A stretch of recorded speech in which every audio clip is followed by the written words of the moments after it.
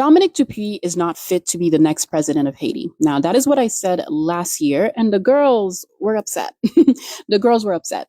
Now, I said this when I first entered the Haitian political scene last year, and I saw a video on TikTok. It was a fan edit, and they were saying that Dominique should be the next president of Haiti. When I asked for her record of success, the first thing that I was told was, her great, great, great, great, great, great, great, great, great grandfather many times over signed the Declaration of Independence, and she got Jumu recognized at UNESCO.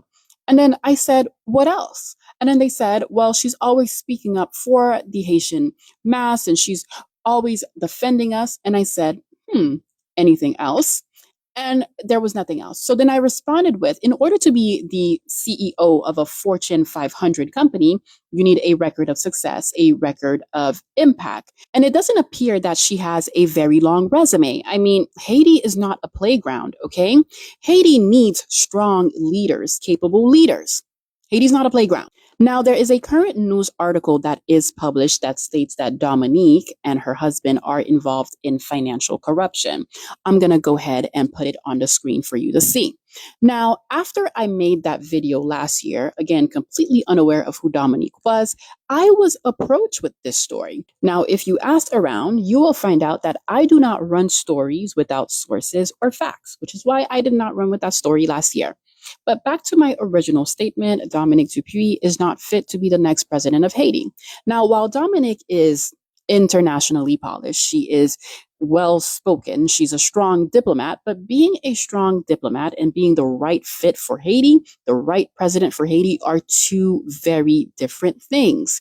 Because Haiti's problem is not a diplomacy crisis by itself. Haiti suffers from a state capacity crisis. Haiti suffers from an infrastructure crisis. Haiti suffers from a corruption legitimacy crisis, one that Dominique is currently going to start battling. Haiti suffers from so much. Haiti is not a playground. And the Haitian presidency today arguably requires three things: administrative execution, public trust, and the ability to negotiate with dangerous actors while rebuilding institutions. And this is where it gets complicated when we mention Dominique's name, because Dominique resigned her last position because of death threats that she was getting. And last year, I said it. In order to run for public office in Haiti, one must accept that there is a very strong possibility that, one, a coup d'etat might be staged, you might get kidnapped, or you might be assassinated, because that is the lived reality of public officials in Haiti. So you cannot show fear.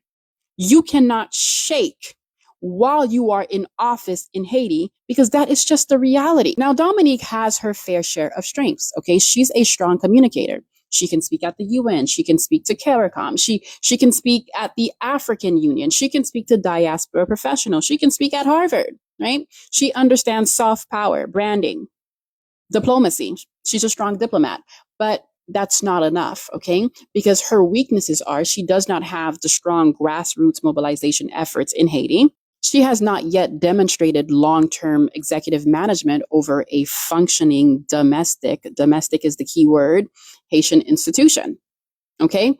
And also she's viewed as internationally elite, and Haitians back home have a lot of distrust over anyone internationally connected. And those are the battles she's going to face if she throws her hat in the ring. And again, throw your hat in the ring and you'll see exactly what I'm talking about.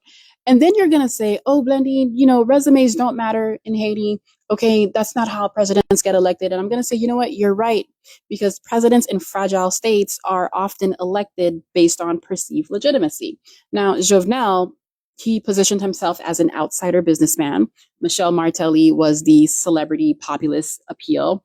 Aristide was the grassroots emotional mass appeal that he had. Rene Préval was the calm, pragmatic one, right? That's what his appeal was. Now, when you're looking at Dominique, what do you think her appeal is, right? Who do you think she appeals to? I'm gonna let you answer that one. Because if I tell you, you're not gonna like my answer. Now, can she still become president? Of course. I mean, Michel Martelly became president. Why not her? Haitians vote based on emotions. But Haiti is not a playground, and now is not the time for games. The next president of Haiti, like I've always said, needs to come from the diaspora, completely unaffiliated with this current political class, or they need to come from the working class of the people. It needs to be a grassroots mobilization effort all over again.